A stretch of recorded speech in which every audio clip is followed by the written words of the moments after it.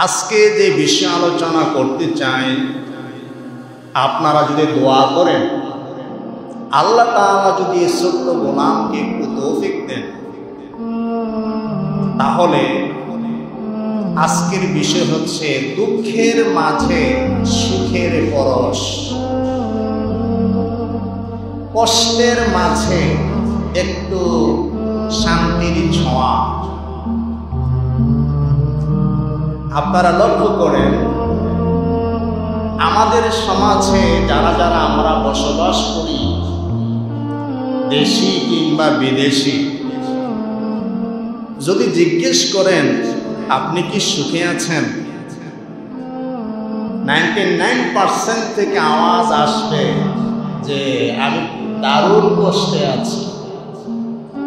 দোয়া চায় আমাদের কাছে, হুজুর একটু দোয়া করবেন, বিপদে আছি, মুশকিলে আছি, সমস্যায় পড়েছি, ছেলেদের সমস্যা, মেয়েদের সমস্যা, স্ত্রীর মাধ্যমে কষ্টে আছি, স্বামীর মাধ্যমে কষ্টে আছি, প্রতিবেশী কষ্ট দিচ্ছি, রোগ বালা মুসিবত, বিভিন্ন কারণে মানুষেরা কষ্টে আছে। কিসে আছে?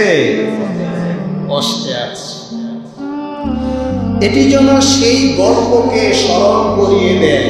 আমরা ছোটবেলায় একটি গল্প করেছিলাম, সেটি হচ্ছে একজন রাজা খুব অসুস্থ হয়ে পড়েছে। কোনো মেডিসিনে কোনো কাজ হচ্ছে না। শেষমেশ কবিরাজ সিদ্ধান্ত দিল, যদি এই রাজাকে একজন সুখী মানুষের জামা পরানো যায়, ভালো হয়ে যাবে। উজির নাজির যারা আছেন তারা চিন্তা করলেন, আমরা তো সবাই দুঃখী, কত সমস্যা।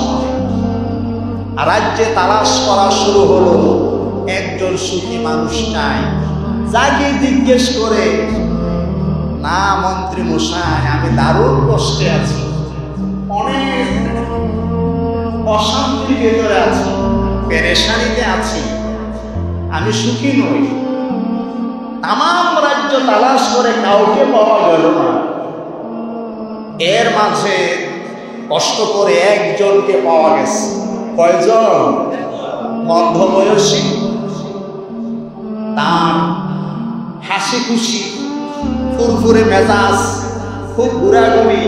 এই দৃশ্য দেখে মনে হচ্ছে লোকটা খুব সুখী মানুষ।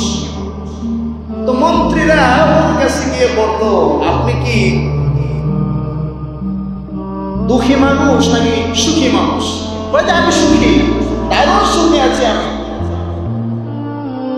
তখন মন্ত্রী চিন্তা করলো, যাই হোক, অনেক তালাশ করে একজন পাওয়া গেছে। ওর পরনে একটা লুঙ্গি আছে আর দেহটা খোলা। তো সব কাহিনী বলার পরে সেই লোকের কাছে বললো, আপনি যেহেতু সুখী মানুষ, রাজার সুস্থতার জন্য আপনার গায়ের একটা জামা দিবেন, এই জামা পরলে সুস্থ হয়ে যাবে। সুখী মানুষটি বললো, ভাই আমার তো কোনো জামাই নাই, জামা নাই বলেই তো আপনি সুখী। চিন্তা করেছেন? এইটা আমার বহু বছর আগের পড়া মনে হয়ে গেল। পৃথিবীতে, এই পৃথিবীটা আসলে সুখের জায়গা না, এটা হলো দুঃখের জায়গা। প্রশান্ত মহাসাগরের মাঝখানে একটা লুক যদি আপনি নামায়া দেন, বিপদ কম না বেশি? কথা বলেন না, বিপদ কম না বেশি? বেশি। উপরের মেঘ মারার বিপদ, বজ্রপাতের বিপদ, জাহাজের তলে নিয়ে হারিয়ে যায় কোনো জাহাজের নিচে, এটা বিপদ। বড় বড় তরঙ্গমালা, নিচে আছে টিমি হাঙ্গা, গিলে ফেলতে পারে। কি পরিমাণ বিপদ সাগরের মাঝখানে। এই মানুষটি যে পজিশনে আছে, আমরা যারা পৃথিবীতে জন্মগ্রহণ করেছি, আমরাও যেন এমন বিপদের একটি সাগরে জন্মগ্রহণ করেছি। সেজন্য আল্লাহ রাব্বুল আলামিন কোরআনে কারীমের সূরাতুল বালাদ আয়াত নং 4 এ তিনি বলেছেন, লাকাদ খালাকানাল ইনসানা ফি কাবাদে অবশ্যই আমি আল্লাহ পাক মানুষকে সৃষ্টি করেছি ব্যথা বেদনা দুঃখ কষ্ট মুসিবতের ভেতরে সুবহানাল্লাহ। তাহলে এই পৃথিবীটা মূলত আমাদের জন্য সুখের জায়গা নয়, এটা পুরাটাই হচ্ছে দুঃখ দিয়ে ভরা।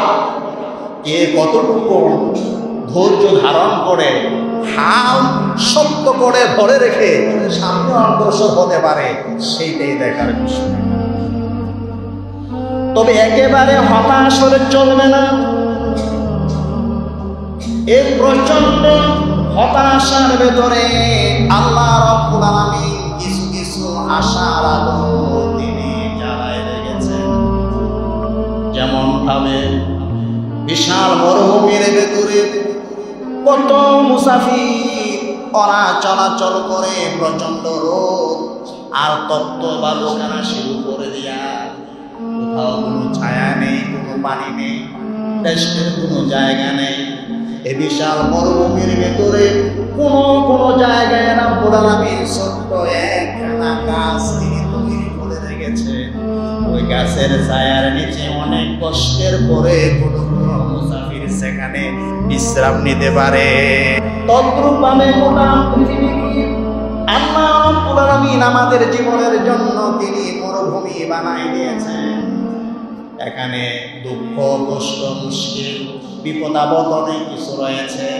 এর ভেতরে যেন বান্দা কিছুটা স্বস্তি ভোগ করতে পারে, কিছুটা রেস্ট নিতে পারে, একটু যেন সুখের ছোঁয়া নিতে পারে, সেই জন্য আল্লাহ পাক এমন কিছু ব্যবস্থা রেখেছে যার মাধ্যমে বান্দা একটু সুখের পরশ পেতে পারে। সুবহানাল্লাহ।